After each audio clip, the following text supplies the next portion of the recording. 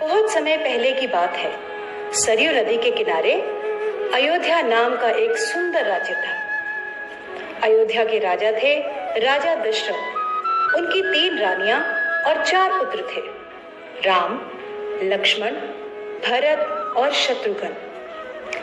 जब राजा दशरथ ने राम को राजा बनाने की घोषणा की, तब सभी लोग बहुत खुश हुए, लेकिन रानी कैकेयी खुश नहीं थी।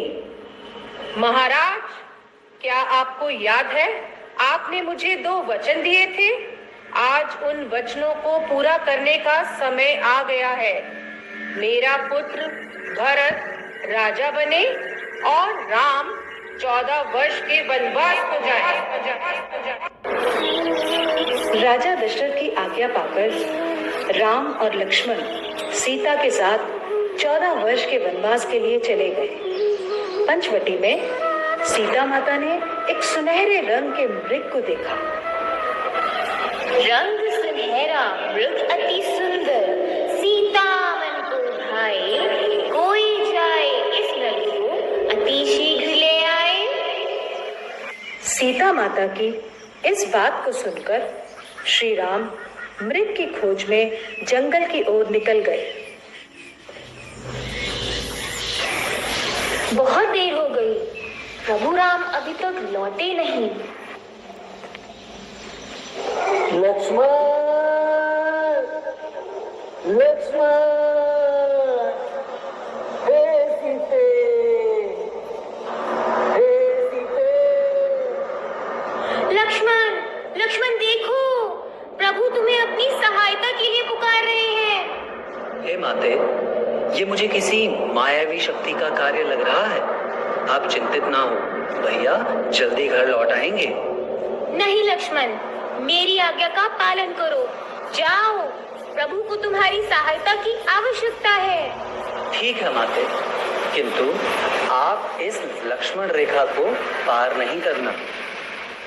रावण को ज्ञान था कि वो लक्ष्मण रेखा को पार नहीं कर पाएगा, इसलिए उसने साधु बनने का ढोंग रचा और सीता माता को उठाकर ले गया। भिक्षाम देहि, भिक्षाम देहि। हे मुनिवर, भिक्षा स्वीकार कीजिए।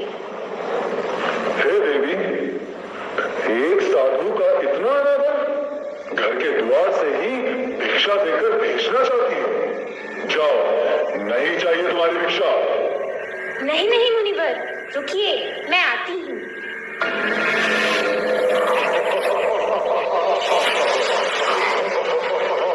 बचाओ, बचाओ, बचाओ, भैया लक्ष्मण, प्रभु राम, बचाओ, बचाओ, हे नाथ, मुझे बचाओ। यह धर्मी पापी रावण मुझे उठाकर ले जा रहा है, बचाओ। राम और लक्ष्मण सीता माता को कुटिया में ना पाकर बहुत चिंतित हुए और उनकी खोज में निकल गए। श्री राम, लक्ष्मण और हनुमान ने लंका पर चढ़ाई कर दी और राम और रावण का युद्ध हुआ, जिसमें श्री राम विजयी हुए।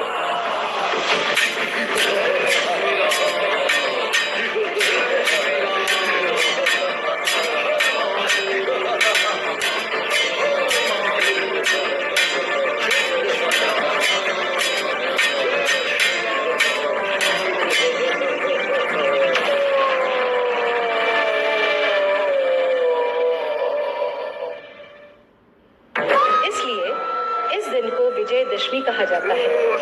यह त्योहार बुराई पर अच्छाई की जीत का प्रतीक माना जाता है।